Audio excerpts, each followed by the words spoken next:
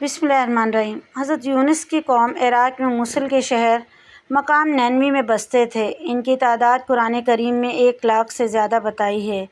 ان کی ہدایت کے لیے اللہ تعالیٰ نے یونس علیہ السلام کو بھیجا۔ انہوں نے ایمان لانے سے انکار کیا۔ حق تعالیٰ نے یونس علیہ السلام کو حکم دیا کہ ان لوگوں کو آگاہ کر دو کہ 3 دن کے اندر اندر تم لوگوں پر عذاب آنے والا ہے۔ حضرت یونس علیہ السلام نے قوم میں اس کا اعلان کر دیا۔ قوم یونس نے آپس میں مشورہ کیا تو اس پر سب کا اتفاق ہوا کہ ہم نے کبھی حضرت یونس کو جھوٹ بولتے نہیں دیکھا، اس لیے ان کی بات نظر انداز کرنے کے قابل نہیں۔ مشورے میں یہ طے ہوا کہ یہ دیکھا جائے گا کہ حضرت یونس علیہ السلام رات کو ہمارے اندر اپنی جگہ مقیم رہتے ہیں تو سمجھ لو کہ کچھ نہیں ہوگا، اور اگر وہ یہاں سے کہیں چلے گئے تو یقین کر لو کہ صبح کو ہم پر عذاب آئے گا۔ حضرت یونس علیہ السلام بارشاد خداوندی رات کو اس بستی سے نکل گئے۔ صبح ہوئی تو عذاب الہی ایک سیاہ دھوئیں اور بادل کی شکل میں ان کے سروں پر منڈلانے لگا اور فضائے آسمانی سے نیچے ان کے قریب ہونے لگا، تو ان کو یقین ہو گیا کہ اب ہم سب ہلاک ہونے والے ہیں۔ یہ دیکھ کر حضرت یونس علیہ السلام کو تلاش کیا کہ ان کے ہاتھ پر مشرف با ایمان ہو جائیں اور پچھلے انکار سے توبہ کر لیں، مگر یونس کو نہ پایا تو خود ہی اخلاص نیت کے ساتھ توبہ و استغفار میں لگ گئے۔ بستی سے ایک میدان میں نکل آئے۔ عورتیں، بچے اور جانور سب اس میدان میں جمع کر دیے گئے۔ ٹاٹ کے کپڑے پہن کر عجز و عاجزی کے ساتھ اس میدان میں توبہ کرنے اور عذاب سے پناہ مانگنے میں اس طرح مشغول ہوئے کہ پورا میدان آہ و بکا سے گونجنے لگا۔ اللہ تعالیٰ نے ان کی توبہ قبول فرما لی اور عذاب ان سے ہٹا دیا، جیسا کہ آیت میں ذکر کیا گیا ہے۔ یہ عاشوراء یعنی 10 محرم کا دن تھا۔ ادھر حضرت یونس علیہ السلام بستی سے باہر اس انتظار میں تھے کہ اب اس قوم پر عذاب نازل ہوگا۔ ان کے توبہ استغفار کا حال ان کو معلوم نہ تھا۔ جب عذاب ٹل گیا تو ان کو فکر ہوئی کہ مجھے جھوٹا قرار دیا جائے گا، کیونکہ میں نے اعلان کیا تھا کہ 3 دن کے اندر عذاب آ جائے گا۔ اس قوم میں قانون یہ تھا کہ جس شخص کا جھوٹ معلوم ہو اور وہ اپنے کلام پر کوئی شہادت نہیں پیش کرے تو اس کو قتل کر دیا جاتا۔ یونس کو فکر ہوئی کہ مجھے جھوٹا قرار دے کر قتل کر دیا جائے گا۔ انبیاء ہر گناہ اور مصیبت سے معصوم ہوتے ہیں، مگر انسانی فطرت و طبیعت سے جدا نہیں ہوتے۔ اس وقت حضرت یونس علیہ السلام کو طبعی طور پر یہ ملال ہوا کہ میں نے بحکم الہی اعلان کیا تھا اور اب میں اعلان کی وجہ سے جھوٹا قرار دیا جاؤں گا۔ اپنی جگہ واپس جاؤں کس منہ سے جاؤں اور قوم کے قانون کے مطابق گردن زنی بنوں۔ اس رنج و غم اور پریشانی کے عالم میں اس شہر سے نکل جانے کا ارادہ کر کے چل دیے، یہاں تک کہ بحر روم کے کنارے پر پہنچ گئے۔ وہاں ایک کشتی دیکھی جس میں لوگ سوار ہو رہے تھے۔ یونس علیہ السلام کو ان لوگوں نے پہچان لیا اور بغیر کرایہ کے سوار کر لیا۔ کشتی روانہ ہو کر جب وسط دریا میں پہنچ گئی تو دفعتاً ٹھہر گئی، نہ آگے بڑھتی ہے نہ پیچھے چلتی ہے۔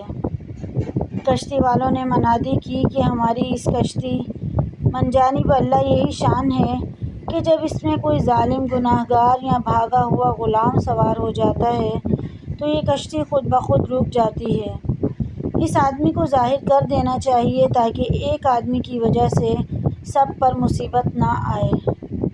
حضرت یونس علیہ السلام بول اٹھے کہ وہ بھاگا ہوا غلام گناہگار میں ہوں، کیونکہ اپنے شہر سے غائب ہو کر کشتی میں سوار ہوا تھا۔ باذن الہی یہ تھا اس بغیر اذن کے اس طرف آنے کو حضرت یونس علیہ السلام کی پیغمبرانہ شان نے ایک گناہ قرار دیا کہ پیغمبر کی کوئی نقل و حرکت بلا اذن کے نہیں ہونی چاہیے تھی۔ اس لیے فرمایا کہ مجھے دریا میں ڈال دو تو تم سب اس عذاب سے بچ جاؤ گے۔ کشتی والے اس پر تیار نہ ہوئے بلکہ انہوں نے قرعہ اندازی کی تاکہ قرعہ میں جس کا نام نکل آئے اس کو دریا میں ڈالا جائے۔ اتفاقاً قرعہ میں حضرت یونس علیہ السلام کا نام نکل آیا۔ ان لوگوں کو اس پر تعجب ہوا کہ کئی مرتبہ قرعہ اندازی کی، ہر مرتبہ بحکم قضا و قدر حضرت یونس علیہ السلام کا ہی نام آتا رہا۔ قرآن کریم میں اس قرآن اندازی اور ان میں حضرت یونس علیہ السلام کا نام نکلنے کا ذکر موجود ہے۔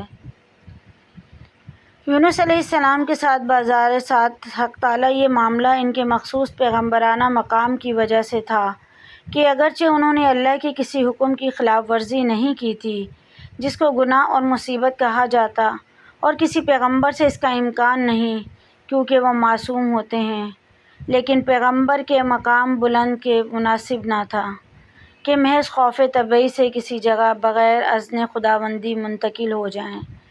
اس خلاف شان عمل پر بطور عتاب یہ معاملہ کیا گیا۔ اس طرف قرآن میں نام نکل کر دریا میں ڈالے جانے کا سامان ہو رہا تھا، دوسری طرف ایک بہت بڑی مچھلی بحکم خداوندی کشتی کے قریب منہ پھیلائے ہوئے موجود تھی۔ یہ دریا میں آئیں تو ان کو اپنے پیٹ میں جگہ دے، جس کو حق تعالیٰ نے پہلے سے حکم دے رکھا تھا کہ یونس علیہ السلام کا جسم جو تیرے پیٹ کے اندر رکھا جائے گا یہ تیری غذا نہیں بلکہ ہم نے تیرے پیٹ کو ان کا مسکن بنایا ہے۔ حضرت یونس علیہ السلام دریا میں گئے تو فوراً اس مچھلی نے منہ میں لے لیا۔ حضرت عبداللہ بن مسعود رضی اللہ تعالیٰ عنہ نے فرمایا کہ یونس علیہ السلام اس مچھلی کے پیٹ میں 40 روز رہے، یہ ان کو زمین کی تہہ تک لے جاتی اور دور دراز کی مسافتوں میں پھراتی رہی۔ اس حالت میں حضرت یونس علیہ السلام نے یہ دعا کی، لا الہ الا انت سبحانک انی کنت من الظالمین۔ اللہ تعالیٰ نے اس دعا کو قبول فرما لیا اور بالکل صحیح و سالم حضرت یونس علیہ السلام کو دریا کے کنارے پر ڈال دیا۔ مچھلی کے پیٹ کی گرمی سے ان کے بدن پر کوئی بال نہ رہا تھا۔ اللہ تعالیٰ نے ان کے قریب ایک کدو لوکی کا درخت لگایا جس کے پتوں کا سایہ بھی حضرت یونس علیہ السلام کے لیے ایک راحت بن گیا، اور ایک جنگلی بکری کو اللہ تعالیٰ نے ارشاد فرما دیا کہ وہ صبح شام ان کے پاس آ کر کھڑی ہوتی اور وہ اس کا دودھ پی لیتے۔ اس طرح حضرت یونس علیہ السلام کو اس لغزش پر تنبیہ بھی ہو گئی اور بعد میں ان کی قوم کو پورا حال معلوم ہو گیا۔ مزید ایسی ویڈیوز کے لیے چینل کو ضرور سبسکرائب کریں۔ ویڈیو پسند آئے تو لائک، شیئر، کمنٹ ضرور کیجیے۔